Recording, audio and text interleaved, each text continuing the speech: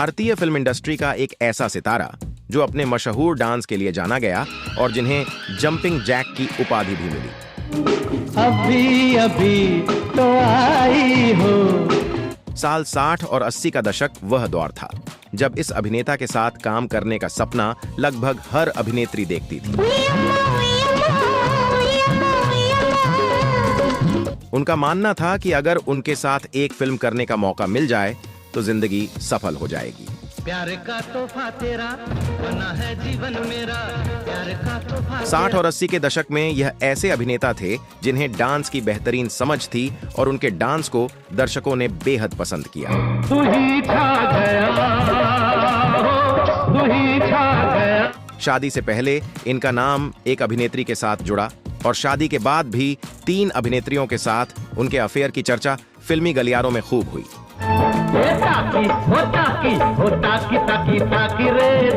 अब उनकी बड़ी खबर जानने से पहले आइए एक नजर डालते हैं उनके निजी जीवन और फिल्मी सफर पर। लेकिन आगे बढ़ने से पहले आपसे अनुरोध है कि चैनल को सब्सक्राइब जरूर करें।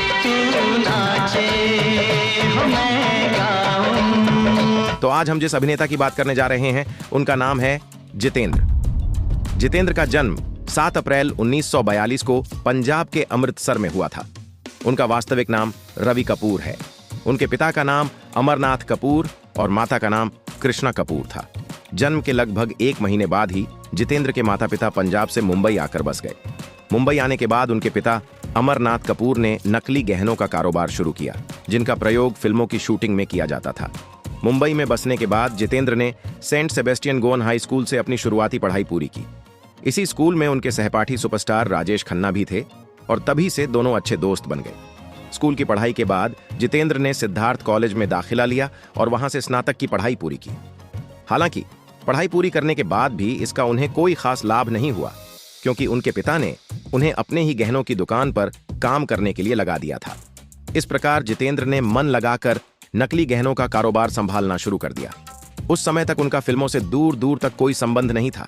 उसमें जितेंद्र का काम यह हुआ करता था कि यदि किसी डायरेक्टर ने नकली गहनों का ऑर्डर दिया तो उनकी डिलीवरी करने जितेंद्र खुद जाते थे। शूटिंग खत्म हो जाने के बाद वही गहने वापस भी लेकर आते थे। दुकान की जिम्मेदारी उनके पिता संभालते थे और जितेंद्र केवल डिलीवरी तथा वापसी का काम किया करते थे। कभी कभी ऐसा भी होता था कि जब वह गहनों को वापस लेने जाते थे तो कलाकार उन्हें पहनकर अब भी शूटिंग कर रहे होते थे। ऐसे में जितेंद्र इंतजार करते रहते थे कि कलाकार गहने कब उतारें ताकि वे उन्हें वापस दुकान ला सकें। इसी इंतजार के दौरान वे शूटिंग देखने का आनंद भी ले लिया करते थे। यही से धीरे धीरे उनके मन में फिल्मों में अभिनय करने की इच्छा जागने लगी। हालांकि ये इच्छा उन्होंने किसी से जाहिर नहीं की। मार गई मुझे तेरी जुदाई, कस गई ये। वह मन ही सोचते रहते थे कि उन्हें भी फिल्मों में काम करना चाहिए। कुछ समय तक गहनों का काम करने के बाद जितेंद्र की जान पहचान फिल्मी दुनिया के कई प्रोड्यूसरों और डायरेक्टरों से हो गई। धीरे धीरे उनका दायरा और बढ़ता गया और तब उन्होंने कुछ लोगों से यह कहना भी शुरू कर दिया कि उन्हें फिल्मों में काम करना है। चाचा जी, मैं ऑफिस चलता हूँ। फिल्मों में अभिनय करने की इच्छा के चलते जितेंद्र को सबसे पहले एक छोटे से रोल का मौका मिला। यह फिल्म नौरंग थी जो 1959 में रिलीज हुई और सुपरहिट साबित हुई। हालांकि इसमें जितेंद्र का किरदार छोटा था, लेकिन उनके अभिनय की सराहना की गई। इसके बाद 1963 में आई फिल्म सेहरा में भी वे छोटे से रोल में नजर आए और यहां भी उनकी काफी तारीफ हुई। इन दोनों फिल्मों में उनके काम की चर्चा निर्देशक वी शांताराम तक पहुंची। उन्होंने जितेंद्र की पर्सनैलिटी और कदकाठी देखकर अपनी फिल्म गीत गाए पत्थर में उन्हें लीड रोल के लिए चुन लिया। लेकिन अफसोस, यह फिल्म फ्लॉप हो गई। इस असफलता के बाद जितेंद्र को लंबे इंतजार का सामना करना पड़ा। आखिरकार 1967 में उन्हें गुनाहों का देवता फिल्म में फिर से मुख्य भूमिका निभाने का अवसर मिला, मगर यह फिल्म भी असफल रही। लगातार 2 फिल्मों के फ्लॉप होने से जितेंद्र का मनोबल टूटने लगा। उन्हें लगने लगा कि शायद नकली गहनों का पारिवारिक काम ही सही है, क्योंकि फिल्मी दुनिया उनके बस की बात नहीं है। लेकिन जिसकी किस्मत में स्टार बनना लिखा हो उसे भला कौन रोक सकता है। यही हुआ जितेंद्र के साथ। लगातार 2 फ्लॉप फिल्में देने के बाद साल 1967 में उनकी वह फिल्म आई जिसके बाद उन्होंने कभी पीछे मुड़कर नहीं देखा। जी हां, हम बात कर रहे हैं फिल्म फर्ज की। यह फिल्म सुपरहिट साबित हुई थी। इसमें जितेंद्र के साथ बबीता नजर आई थीं। फिल्म में कुल 9 गाने थे और सभी 9 गाने सुपरहिट हुए थे। मस्त बहारों का मैं आशिक मैं जो चाहे यार करूं, तुमसे ओ हसीना कभी मोहब्बत न मैंने करनी थी। इन गीतों को लता मंगेशकर, मोहम्मद रफ़ी, मुकेश, सुमन कल्याणपुर और आशा भोसले ने गाया था, जबकि संगीत लक्ष्मीकांत प्यारेलाल ने दिया था। इस फिल्म का एक मशहूर गीत आज भी जन्मदिन के मौके पर गाया सुनाया जाता है। मोहम्मद रफ़ी द्वारा गाया हुआ वह गाना है, बार बार दिन ये आए, बार बार दिल ये। गौरतलब है कि फर्ज वास्तव में साल 1966 में आई तेलुगु फिल्म गुड़ाचारी 116 का रीमेक थी। इसके बाद 1968 में जितेंद्र की कोई भी फिल्म हिट नहीं हुई, मगर साल 1969 में उनकी 3 फिल्में हिट साबित हुईं, जीने की राह, जिगरी दोस्त और वारिस। फिर साल 1970 में जितेंद्र की केवल एक फिल्म हिट रही, जिसका नाम था हम जोली। ढल गया दिन, हो गई शाम। फिर साल 1971 में वह फिल्म आई जिसके लिए जितेंद्र को आज भी याद किया जाता है। जी हां, हम बात कर रहे हैं फिल्म कारवां की। इतना प्यारा वादा है इन मत वाली आंखों का। इस फिल्म के निर्देशक थे आमिर खान के चाचा नासिर हुसैन और निर्माता थे आमिर खान के पिता ताहिर हुसैन। फिल्म के गाने काफी लोकप्रिय हुए और आज भी लोग उन्हें सुनना पसंद करते हैं। अरे हो गोरिया कहाँ तेरा जैसे। वैसे भी यह फिल्म जितेंद्र के लिए सुपरहिट साबित हुई थी। इसके बाद साल 1976 में नागिन रिलीज हुई। तेरे संग प्यार में नहीं तोड़ना। हालांकि यह एक मल्टी स्टारर फिल्म थी, लेकिन इसमें सबसे ज्यादा नोटिस रीना रॉय और जितेंद्र को किया गया। यह फिल्म ब्लॉकबस्टर साबित हुई और आज भी लोग इसे देखना पसंद करते हैं। इसके गाने भी एक से बढ़कर एक हिट रहे। यह फिल्म कॉर्नल वोलरिच नामक उपन्यास से प्रेरित थी। बाद में नागिन का रीमेक तमिल में भी बनाया गया। फिर 1977 में धर्मवीर फिल्म आई, जिसमें जितेंद्र धर्मेंद्र के साथ नजर आए। यह फिल्म भी ब्लॉकबस्टर रही। इस फिल्म के निर्देशक मनमोहन देसाई थे और इसके डायलॉग कादर खान ने लिखे थे।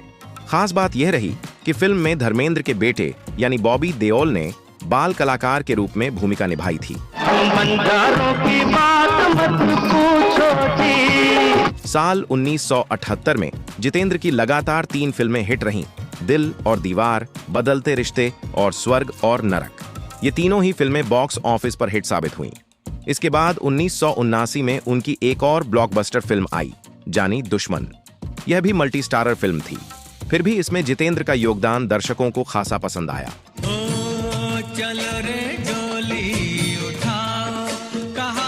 इसके बाद उनकी कई और फिल्में रिलीज हुईं, जैसे लोग परलोक, ज्योति बने ज्वाला और जुदाई, जो सब हिट साबित हुईं। लेकिन 1980 में आई फिल्म आशा ने उनके करियर को नई ऊंचाई दी। आशाओं के सावन में। यह फिल्म ब्लॉकबस्टर साबित हुई। इसके निर्देशक निर्माता के ओम प्रकाश थे, जो अपने कंजूस स्वभाव के लिए मशहूर थे। इस फिल्म में जितेंद्र के साथ रीना रॉय नजर आईं। वैसे भी जितेंद्र और रीना रॉय की जोड़ी ज्यादातर फिल्मों में सुपरहिट रही हैं। इसके बाद जितेंद्र की फिल्म मेरी आवाज सुनो रिलीज हुई, जो सुपरहिट साबित हुई। इसी तरह चोरनी, फर्ज और कानून भी हिट फिल्में रहीं। फिर 1983 में आई फिल्म हिम्मत वाला, जिसने इतिहास रच दिया और यह फिल्म सुपरहिट साबित हुई।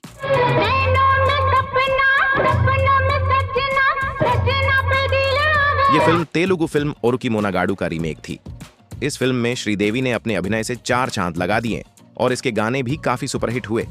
खासकर इसके 2 गाने आज भी संगीत प्रेमियों के दिलों में बसे हुए हैं।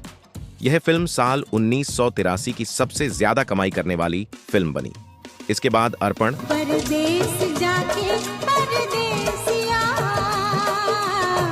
जस्टिस चौधरी, मवाली जैसी फिल्में रिलीज हुईं, जो सुपरहिट साबित हुईं।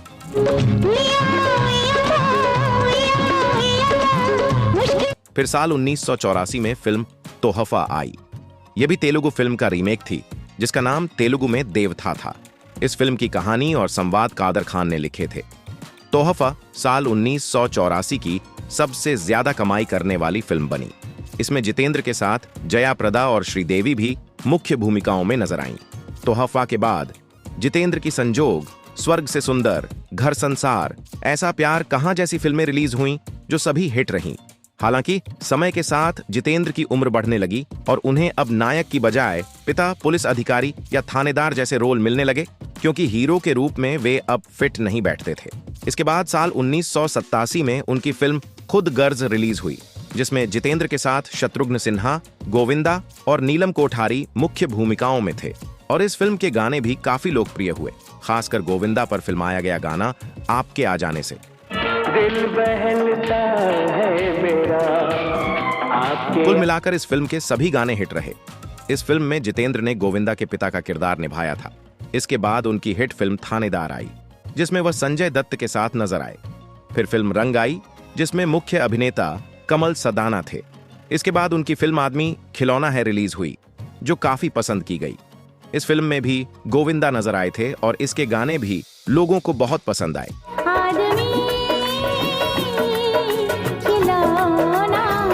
जितेंद्र ने अपने करियर में लगभग 200 फिल्मों में काम किया है, जिनमें से करीब 100 फिल्में फ्लॉप रहीं और बाकी 100 फिल्मों में हिट, सुपरहिट और ब्लॉकबस्टर फिल्में शामिल हैं। जितेंद्र उन चुनिंदा अभिनेताओं में से एक हैं जिन्होंने सबसे अधिक दक्षिण भारतीय फिल्मों के रीमेक में काम किया है, जो कि हिंदी में बनाया गया। बताया जाता है कि उन्होंने लगभग 70 रीमेक फिल्मों में अभिनय किया। खैर, यह तो हुई जितेंद्र की फिल्मों से जुड़ी कुछ जानकारियां। अब जानते हैं उनके पारिवारिक जीवन के बारे में।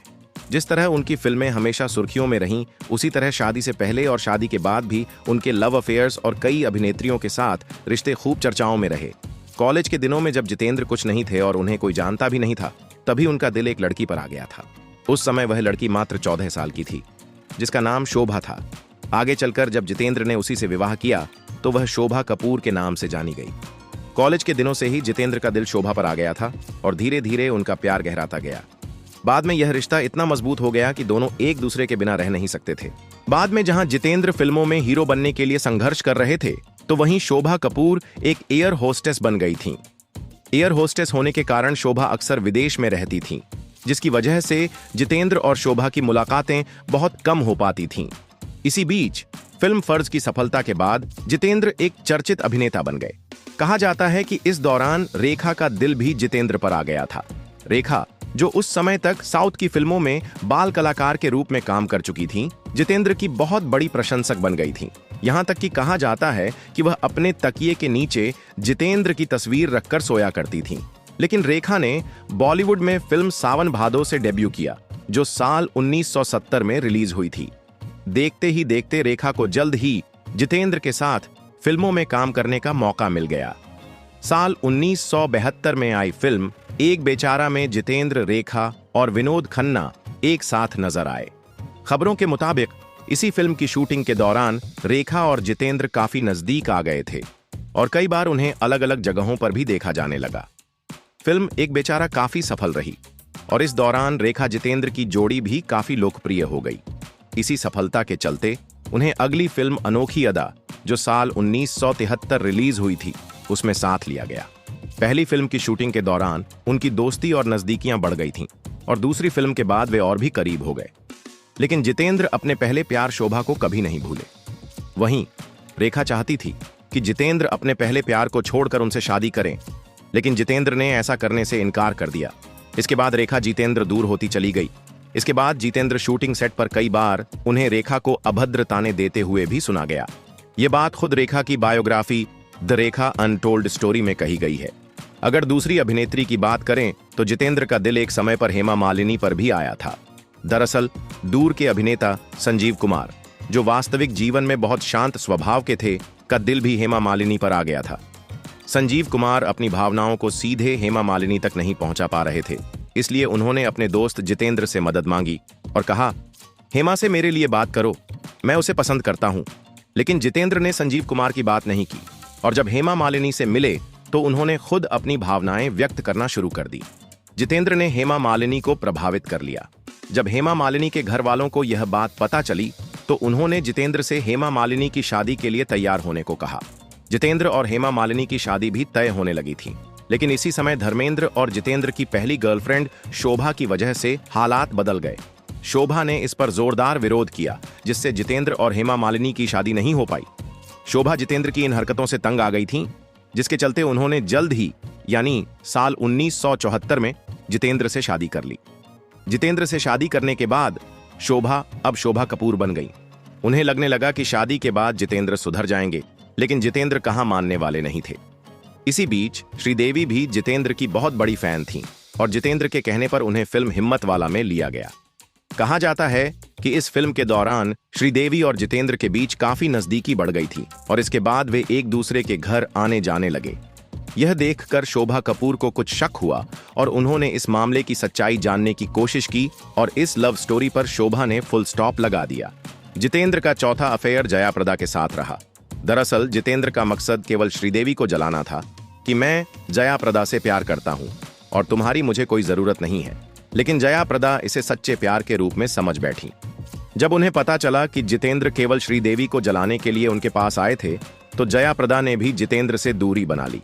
अगर आप जितेंद्र की फिल्मों को देखेंगे तो पाएंगे कि उनकी अधिकांश अभिनेत्रियां श्रीदेवी, रीना रॉय, हेमा मालिनी, मौसमी चटर्जी, जया प्रदा और रेखा उनके साथ काफी हिट जोड़ी साबित हुई हैं।